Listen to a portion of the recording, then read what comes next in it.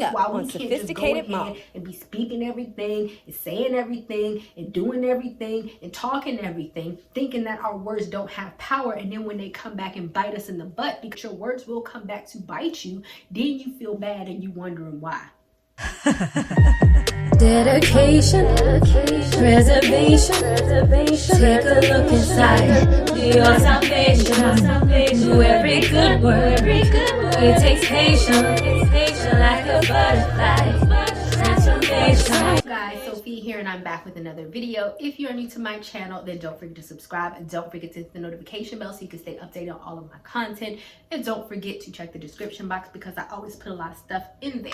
Now, what we're going to be talking about today is the power of your word and why it is important. For me personally, and I have tried to preach this so many times on my channel, is I am definitely a person who believes in the power of your words, right? The Bible specifically says that that your words have the power to speak life and has the power to speak death. And also your mouth is what your heart is full of, right? So you have to understand that whenever we speak, our words have meaning and they have power. And so the first example that I want to get into is Jehoshaphat. I think that's his name. I might be pronouncing that wrong. Don't get on me on the pronunciations, because some people do in the comment sections. But y'all know as well as I know, some of these names be hard to pronounce, okay? But he was going out into battle, right? And basically he had prayed upon the Lord to say, oh, if you deliver, I mean, just all these fanciful things. And my point is, a lot of us do this. His thing was, oh, if you deliver these people to me today, then when I go home, the first person that comes out of my door, or the first thing that comes out of my house, I'm going to kill. And God did deliver, right? Because that was the prayer. And when he came home, the first person that came out was his only daughter that came out and gave him a hug.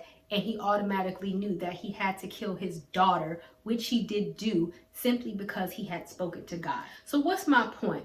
God doesn't necessarily appreciate these sacrificial prayers, right? Because what do we do a lot of the times when it comes to God?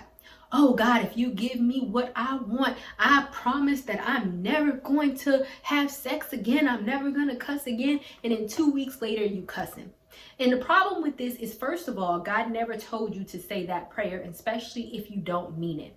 That's problem number one, because the issue that comes into play and what he knew is that if I have given my word to God and I have said something, now I have to fulfill that promise. You have to think of that. How difficult was it for this man to go and to kill his daughter? How much must he have feared what he told the Lord? Because a lot of times what we do with God is we say a whole lot of prayers, we give a whole lot of promises, we tell God a whole lot of this, and we say a whole lot of that, and the next day, the next week, the next month, the next year, we are back to our old ways.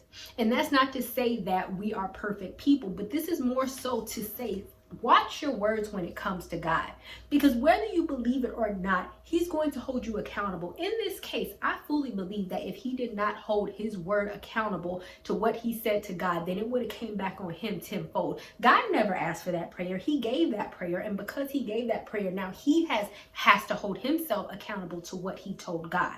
And this is why we can't just go ahead and be speaking everything and saying everything and doing everything and talking everything, thinking that our words don't have power, and then when they come back and bite us in the butt, because whether you realize it, it does in so many forms. Some people don't automatically connect that back to God, but your words will come back to bite you.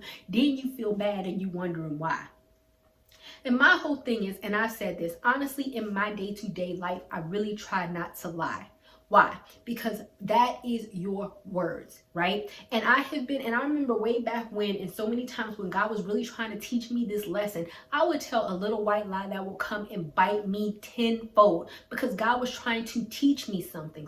It's like, Sophia, it don't matter if it's a small lie. It don't matter if it's a big lie. It don't matter if you was just saying it just to be saying it. It don't matter if you said it against another person, and whatever the case may be, it don't matter. I don't care about any of these other people that's surrounding you. The only thing that came out of your mouth, Sophia, was that lie. And now me and you, and this is God talking to me, now me and you, Sophia, we got a problem, because you the one who, you're supposed to be my servant. You the one speaking. I done already told you that there's power in your words. And if you just want to talk and speak and do everything and you're not listening, and especially if you want to go renege on that word, you and me, we're going to have a problem.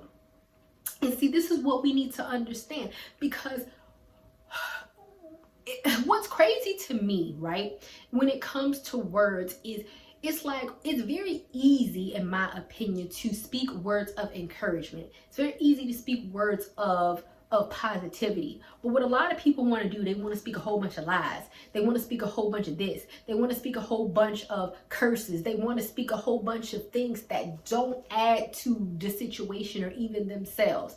And subconsciously, what they don't realize is that these are things, and I don't even care if you are praying to God. When you say stuff like, oh, I am so ugly, I am so this, I am so that, that's not a prayer, but you're speaking it. And these are the things that you're bringing back to yourself, because everything that God hears, everything that you speak, God hears, right? So if you're speaking it and God hears it, it's like these are the things that are being regurgitated back to you. So that's why you will always hear me say on my channel, and y'all can even go back to that Kevin Samuels video where people all these men tore me up. Oh, we need to rate women, all this stuff. No, I don't believe in calling people ugly, because it's not your place. It is not something that you have a right to speak on to somebody. I don't believe in telling people about them, saying negative things about themselves, because it's like your words are speaking things over people, even if you're not saying it, right? Your words are speaking. And even if we go back to this Bible story, yeah, he was speaking to God, but subconsciously he was speaking death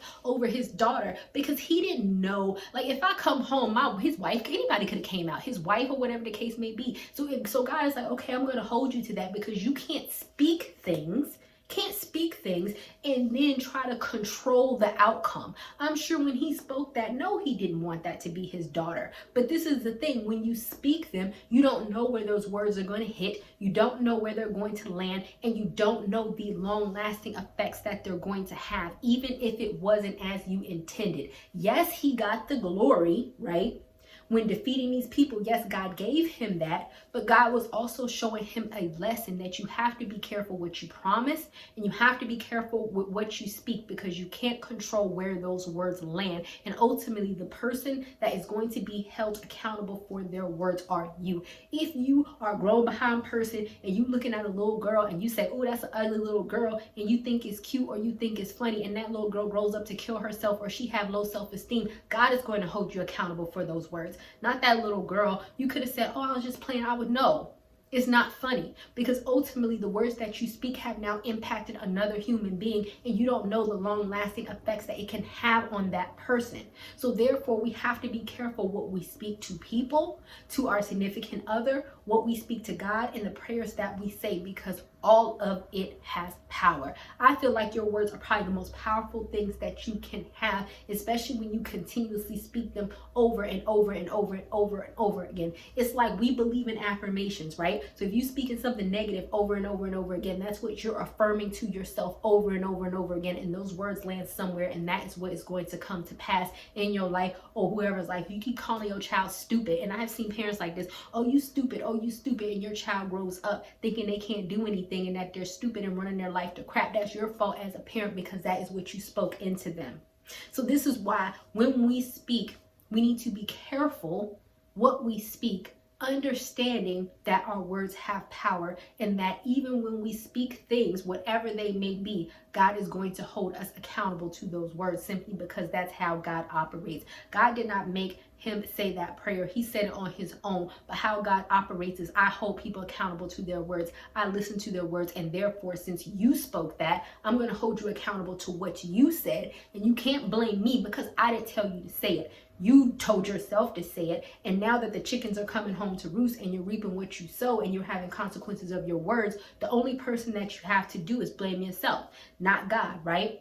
So that's why I challenge each and every one of you to be more faithful in what you say, more faithful in how you speak, and more faithful in your instruction, and to think before you say things, knowing that those words will land somewhere, even if you don't see it, even if it's over time, and knowing that those words can be life or they can be death, depending on which way you want to roll. And I hope you're going to speak life. And I actually have a blog post on it, and I will link that down in the description box. You can read or you can listen to it if you want to hear more about the power of your words. All right, guys, thank you guys so much for watching.